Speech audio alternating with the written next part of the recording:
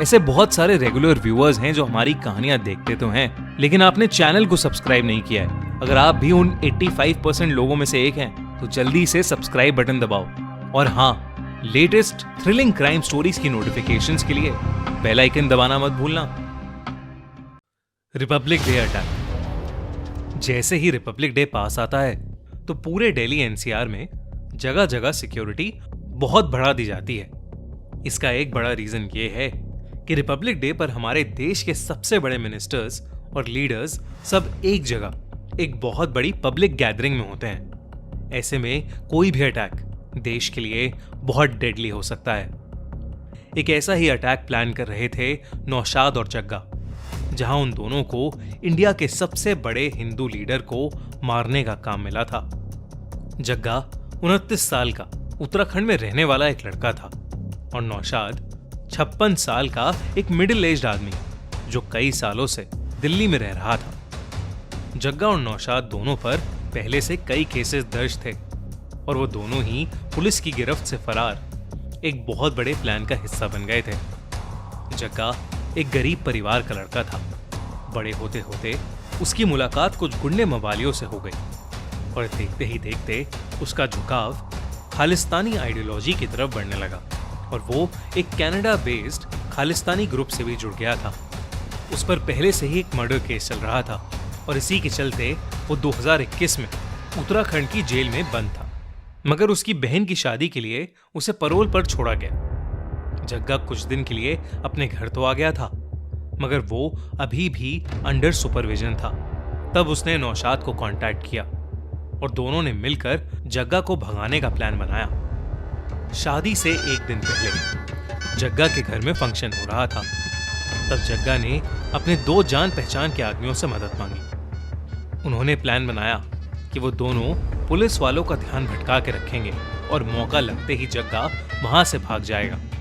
ठीक वैसा ही हुआ और मौका देखकर जग्गा अपने घर से भाग गया। कुछ दूर जाते ही जग्गा को एक गाड़ी दिखी जो कि नौशाद ने उसके लिए ही भिजवाई थी। उस गाड़ी में बैठकर जग्गा उत्तराखंड से भागकर कश्मीर पहुंच गया। नौशाद भी उस वक्त कश्मीर में ही था। नौशाद पर भी ऑलरेडी 2 मर्डर केसेस चल रहे थे और उसके घर से खतरनाक बॉम्ब्स और बारूद मिलने की वजह से वो 10 साल जेल में भी काट कर आया था। उन दोनों को कश्मीर एक स्पेशल मीटिंग के लिए बुलाया गया था। ये मीटिंग थी एक बहुत बड़े टारगेट किलिंग के असाइनमेंट के लिए, जो कि भारत के रिपब्लिक डे पर होने वाली थी। नौशाद ने वहां जग्गा को एक खालिस्तान के मिलिटेंट ग्रुप के लीडर से मिलवाया। नौशाद खुद भी एक पाकिस्तान बेस्ड मिलिटेंट ग्रुप का पार्ट था। नौशाद का मिलिटेंट ग्रुप खालिस्तान के मिलिटेंट ग्रुप के साथ मिलकर काम कर रहे थे और इस बार वो रिपब्लिक डे में इंडिया के सबसे बड़े हिंदू लीडर को मारकर सभी हिंदुओं में डर पैदा करना चाहते थे। जग्गा ने कुछ महीने कश्मीर में ही अपनी मिलिटेंट ट्रेनिंग कंप्लीट की। नौशाद उसे लेकर अपने घर जहांगीरपुरी आ गया था। वो दोनों अपने साथ 2 हैंड ग्रेनेड्स, 3 पिस्टल्स और 22 कार्ट्रिजेस लेकर आए थे। उस एरिया में रह रहे एक लड़के सुनील की नजर जग्गा और नौशाद पर पड़ गई। सुनील कुछ वक्त पहले ही दिल्ली पुलिस के स्पेशल सेल का खबरी बना था। जब से नौशाद जेल से छूटा था, तब से सुनील उस पर अपनी कड़ी नजर रखता था।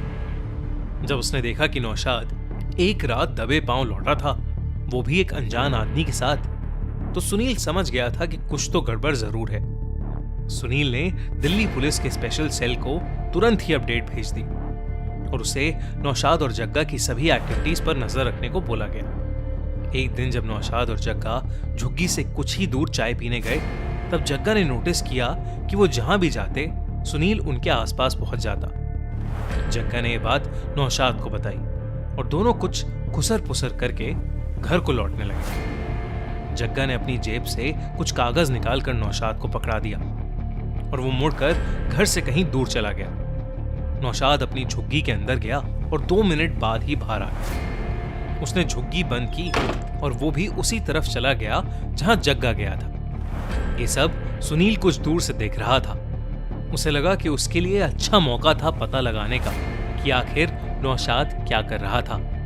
उसने नौशाद की झुग्गी का ताला तोड़ा और अंदर घुस गया। वो उन दोनों का सामान चेक करने लगा।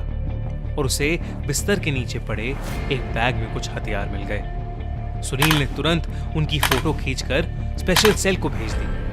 वो और भी कुछ कर पाता उससे पहले ही उसे आवाज आई कि कोई दरवाजे से अंदर घुस रहा था। उसने पलट कर देखा तो नौशाद और जग्गा हाथ में बड़े बड़े चाकू लिए खड़े थे। उन्होंने सुनील को पकड़ लिया और उस पर कई बार चाकू चलाया। सुनील बुरी तरह घायल हो गया, मगर किसी तरह उसने नौशाद को धक्का दिया और वहां से भाग गया। दौड़ते हुए सुनील ने अपना फोन फेंक दिया। वो दोनों सुनील का पीछा करने लगे और कुछ दूर नाले के पास उन्होंने सुनील को पकड़ लिया। उन दोनों ने मिलकर वहीं सुनील का मर्डर कर दिया और उसकी बॉडी के टुकड़े टुकड़े करके वहीं नाले के पास फेंक दिए। वो फोटो मिलने पर स्पेशल सेल ने कई बार सुनील को कांटेक्ट करने की कोशिश की, मगर उसका फोन तो सड़क के एक कोने में टूटा पड़ा था। तब स्पेशल सेल के लीड ऑफिसर रवि ने एक टीम असेंबल की और नौशाद और जग्गा को पकड़ने का ऑपरेशन प्लान किया। उसी रात पुलिस ने झुग्गी नंबर 204 को आगे पीछे से घेरना शुरू कर दिया। अंदर से टीवी चलने की बहुत तेज आवाज आ रही थी। लीड ऑफिसर रवि ने अपने टीम मेंबर्स को झुग्गी का गेट तोड़कर अंदर जाने का इशारा किया और टीम के 2 मेंबर्स ने दरवाजा तोड़ दिया। अंदर जाते ही रवि ने देखा कि झुग्गी के अंदर नौशाद और जग्गा बैठे थे, जो कि पुलिस के आते ही इधर उधर दौड़ने लगे। मगर पुलिस ने एरिया को हर तरफ से घेरा हुआ था और इसी वजह से दोनों जल्द ही पकड़े गए। इन्वेस्टिगेशन में दोनों ने रिवील किया कि रिपब्लिक डे पर उन्हें एक बड़े हिंदू लीडर की टारगेट किलिंग का असाइनमेंट दिया गया था। उन्होंने साथ ही सुनील के बारे में भी पुलिस को बताया। जग्गा और नौशाद को यूएपी यानी अनलॉफुल एक्टिविटीज प्रिवेंशन एक्ट के तहत बुक किया गया और उन पर सुनील के मर्डर का चार्ज भी लगाया गया। हमारे जाबाज पुलिस ऑफिसर्स ने रिपब्लिक डे पर एक बहुत बड़ा क्राइम होने से बचा लिया। मगर इस तरह के टेररिस्ट ऑर्गेनाइजेशंस हर वक्त हमारे देश में डिस्टर्बेंसेस क्रिएट करने के प्लान्स बनाते रहते हैं। इन सभी को ट्रैक करना, पकड़ना और हमारी रक्षा करना एक बहुत ही चैलेंजिंग रिस्पॉन्सिबिलिटी है, जिसे हमारे देश की फोर्सेस बेहद जाबाज और निडर तरीके से निभाती हैं। इस रिपब्लिक डे को हम डेडिकेट करते हैं हमारे देश की सिक्योरिटी फोर्सेस को। क्राइम शो बाय खूनी मंडी की तरफ से उन्हें सलाम और हमारी ऑडियंस को a very happy Republic day. The hijacking of IC-814, Kandahar hijack. December 24, 1999, Christmas से ठीक एक दिन पहले दोपहर के समय एक इंडियन एयरलाइंस की फ्लाइट IC-814 अपने 176 पैसेंजर्स के साथ नेपाल के काठमांडू से इंडिया के न्यू दिल्ली की उड़ान भर चुकी थी। मगर उस फ्लाइट में बैठे पैसेंजर्स और क्रू को यह नहीं पता था कि ये उनकी जिंदगी का सबसे खौफनाक सफर होने वाला है। इस फ्लाइट के कैप्टन देवी शरण आराम से फ्लाइट उड़ा रहे थे, पर उन्हें उस वक्त बिल्कुल आइडिया नहीं था कि उनकी फ्लाइट के साथ अभी कुछ ही देर में क्या होने वाला है। 5:30 बज चुके थे और कुछ ही देर में दिल्ली आने वाला था। लेकिन बीच फ्लाइट में जब खाना सर्व हो रहा था तो अचानक 5 आदमी नकाब पहन के प्लेन में उठे और प्लेन में चिल्लाने लगे, हाईजैक। उन 5 आदमियों ने इंडियन एयरलाइंस की IC-814 फ्लाइट को हाईजैक कर लिया था। पूरे प्लेन में एक पैनिक मच गया था। हाईजैकर्स लोगों के ऊपर चिल्ला रहे थे और लोगों का डर में रोना निकल रहा था। उन हाईजैकर्स ने सबको सर झुकाकर वहीं चुपचाप बैठने को कहा और फिर एक एक करके उन्होंने सब पैसेंजर्स की आंखों पर पट्टी बांधी। हाईजैकर्स में से एक आदमी सीधा पायलट के कॉकपिट में गया और उसने उस प्लेन के पायलट कैप्टन देवी शरण के सर पर बंदूक रखकर उससे कहा कि वो प्लेन दिल्ली की जगह अफगानिस्तान के लिए मोड़ ले। उसने देवी शरण को धमकी दी कि अगर वो ऐसा नहीं करेगा तो वो लोग फ्लाइट को ग्रेनेड से उड़ा देंगे। इस पर कैप्टन देवी शरण ने उसे कहा कि फ्लाइट में फ्यूल काठमांडू से दिल्ली की जर्नी के अकॉर्डिंग ही फिल किया हुआ है। उनके पास इतना फ्यूल नहीं है कि वो अफगानिस्तान तक पहुंच पाएं। इस पर उन हाईजैकर्स ने कहा कि इस केस में फ्लाइट लाहौर पाकिस्तान में लैंड कराओ और वहां से फ्यूल रिफिल करवाओ। पायलट ने लाहौर में लैंड कराने के लिए पाकिस्तान एयर कंट्रोल से परमिशन मांगी, पर यह खबर मिलते ही पाकिस्तानी गवर्नमेंट बौखला उठी। इंडियन गवर्नमेंट की रिक्वेस्ट के बावजूद भी उन्होंने फ्लाइट को लाहौर में लैंड करने से सख्त मना कर दिया। तब देवी शरण ने किसी तरह टेररिस्ट को अमृतसर लैंड करने के लिए मनाया ताकि वो वहां से फ्यूल रिफिल करा सके। ये इंडियन गवर्नमेंट के लिए फ्लाइट में फंसे हुए लोगों को बचाने का एक सुनहरा अवसर था, क्योंकि फ्लाइट अब इंडिया की सरजमीन पर लैंड हुई थी। पंजाब गवर्नमेंट देरी ना करते हुए अपने फाइटर जेट को प्लेन के पास उतार के रेस्क्यू ऑपरेशन करना चाहती थी, मगर सेंट्रल गवर्नमेंट को डर था कि कहीं इस ऑपरेशन में कोई कैजुअलिटी ना हो जाए, मतलब कि कोई इनोसेंट बिना वजह मारा ना जाए। सेंट्रल और लोकल गवर्नमेंट की लैक ऑफ कोऑर्डिनेशन की वजह से प्लेन के रीफ्यूलिंग के काम में बहुत देरी हो रही थी और टेररिस्ट को शक होने लगा। उन्होंने कैप्टन शरण को धमकाकर फ्लाइट बिना रिफ्यूल कराए ही टेक ऑफ करवा ली।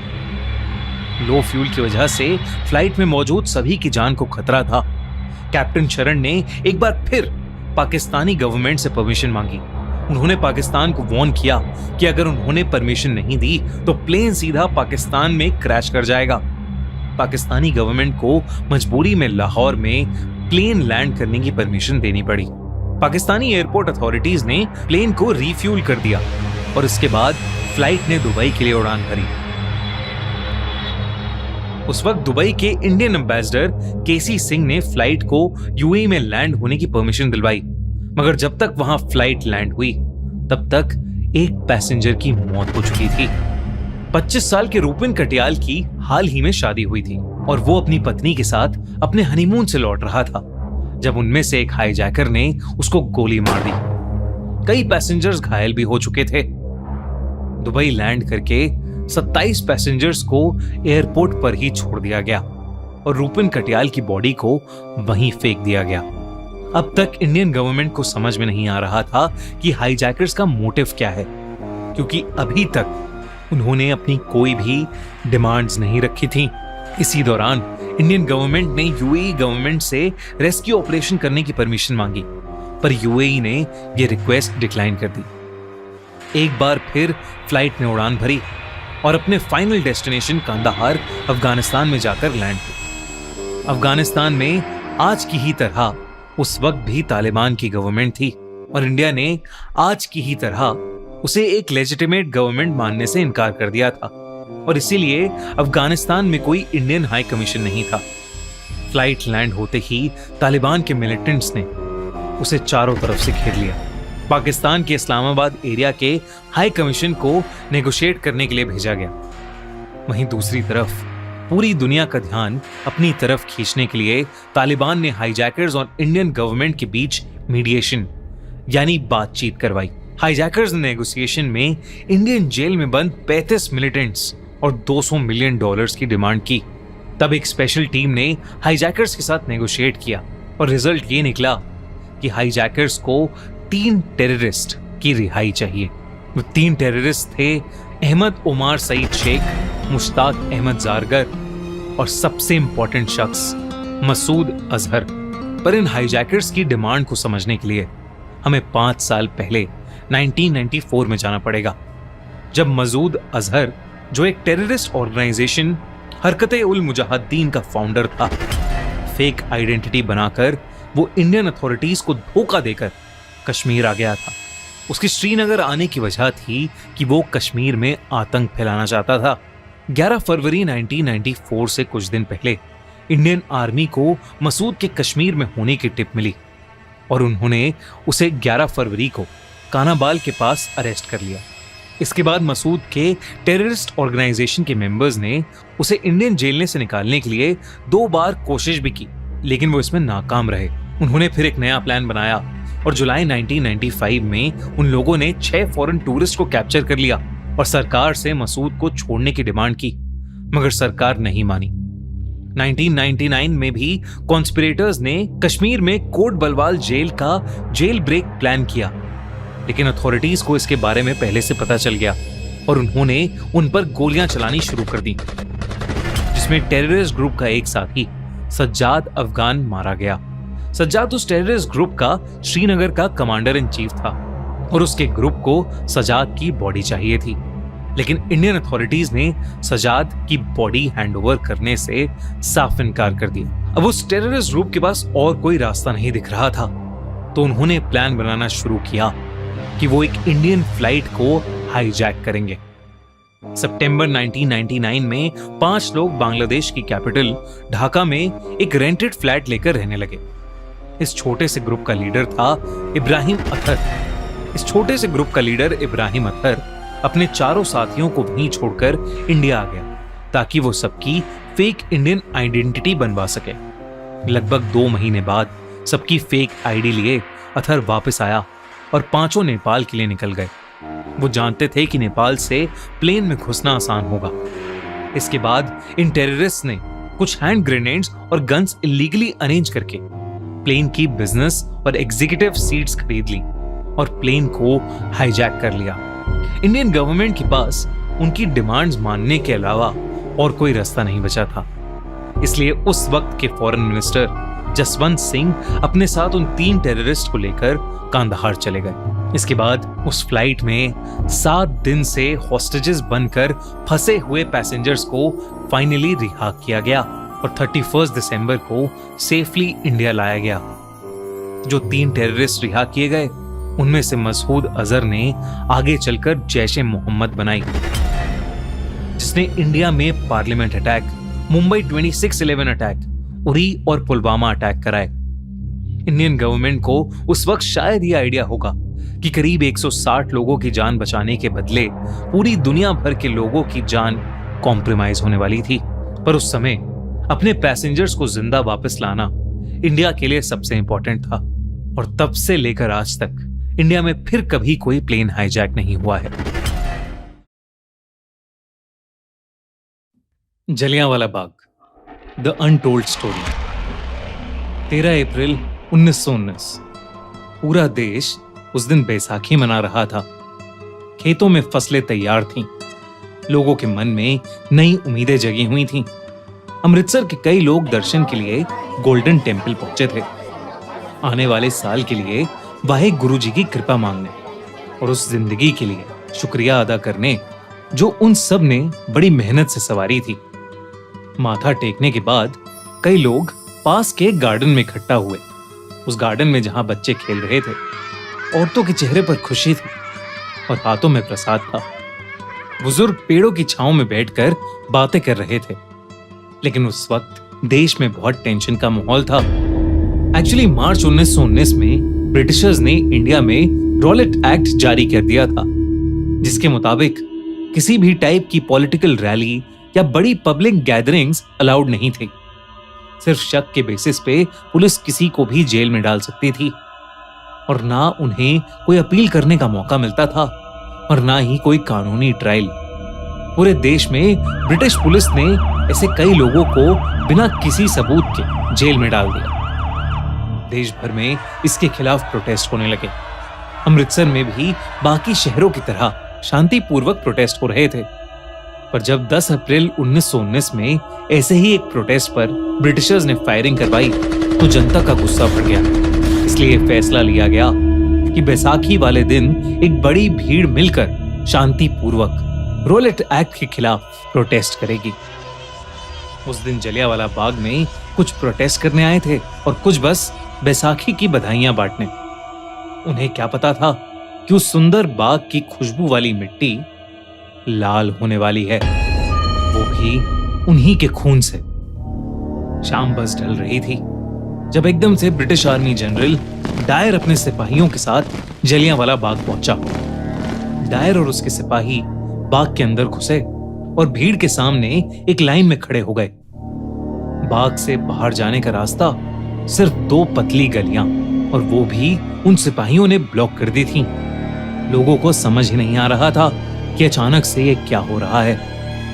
ना कोई आवाज हुई और ना कोई वार्निंग दी गई। डायर ने बस एक हाथ उठाया और कहा, फायर, और उसके सिपाहियों ने गोलियां चलानी शुरू कर दी। उन सिपाहियों ने कोई फर्क नहीं किया कि सामने औरत है या बच्चा, जवान है या बूढ़ा। कोई पेड़ के पीछे छुप गया, कोई दीवार से चिपक गया, कोई अपने बच्चों को बाहों में लेकर जमीन पर गिर गया। पर मौत उन सब तक पहुंचे बिना रुकी नहीं। कई लोग गोलियों से बचने के लिए बाग के कुएं में कूद गए। पल भर में जलियांवाला बाग एक लाशों का ढेर बन गया।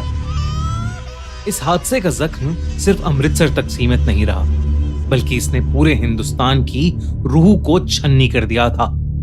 पर इस खून से भरी मिट्टी में एक ऐसी दहाड़ थी जिसे अंग्रेज चाह कर भी अनसुना नहीं कर पाए।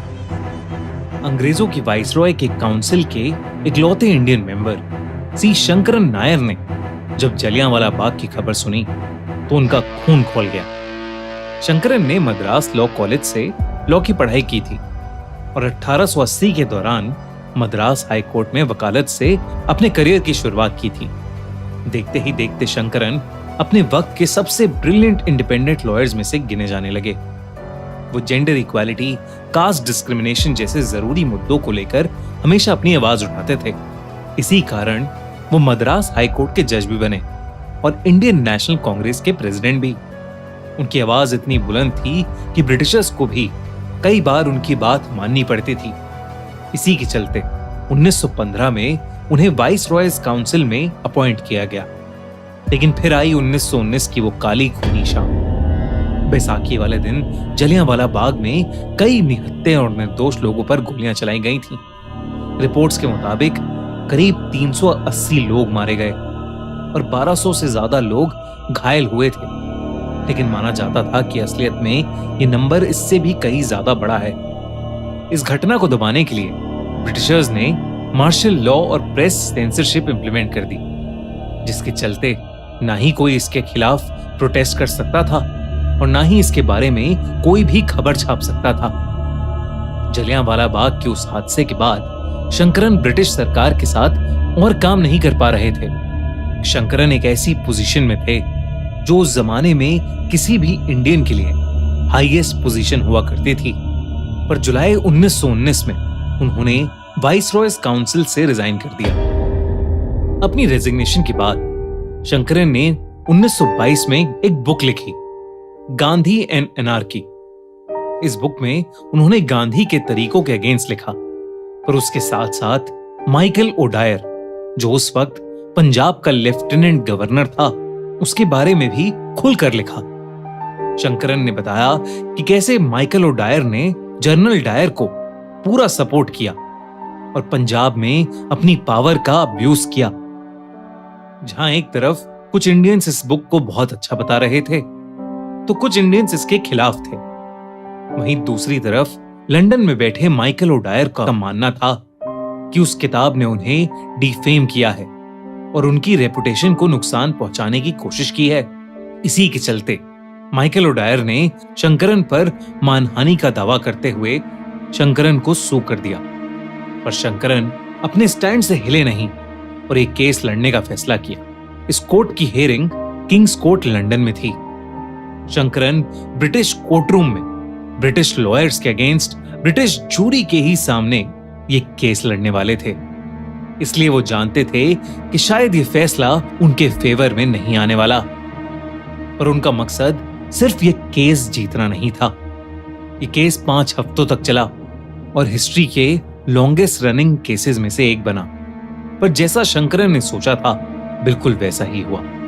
बहुत अच्छे से केस लड़ने के बावजूद भी शंकरन को सपोर्ट नहीं मिला। 12 में से 11 जूरी मेंबर्स ने ओडायर के फेवर में अपना फैसला सुनाया। शंकरन के मुताबिक कि सच्चाई की जूरी का डिसीजन यूनानिमस नहीं था, यह भी एक जीत थी। शंकरन इस केस के जरिए पूरी दुनिया को जलियांवाला बाग और ब्रिटिशर्स के टॉर्चर और बेरहमी के बारे में बताना चाहते थे। और जब दुनिया भर में इस केस के बारे में बात फैली तो उनका मकसद पूरा हुआ। कोर्ट ने ऑर्डर दिया कि या तो शंकरन ओडायर से माफी मांगे या 7,500 पाउंड्स का फाइन भरें। उस जमाने में ये रकम बहुत ज्यादा होती थी, लेकिन फिर भी शंकरन ने माफी नहीं मांगी और वो फाइन पे किया। भले ही शंकरन केस हार गए हों, लेकिन वो सैकड़ों हिंदुस्तानियों का दिल जीत चुके थे। जलियांवाला बाग आज एक मेमोरियल, एक श्रद्धांजलि की जगह है। अगर आप कभी अमृतसर जाएं तो एक बार जलियांवाला बाग जरूर जाइएगा। आज भी वहां दीवारों पर आपको गोलियों के निशान दिखेंगे। वो कुआं दिखेगा जिसमें अपनी जान बचाने के लिए कई लोग कूदे। इस हादसे को अब 100 से भी ज्यादा साल हो चुके हैं, पर आज भी जलियांवाला बाग के घाव भरे नहीं हैं और शायद कभी भरेंगे भी नहीं। ये वीडियो हमारी तरफ से उन सभी को ट्रिब्यूट है जिन्होंने जलियांवाला बाग हादसे में अपनी जान खोई। आप भी इस वीडियो को ज्यादा से ज्यादा लोगों के साथ शेयर कीजिए ताकि उन्हें भी जलियांवाला बाग के सच का पता लगे।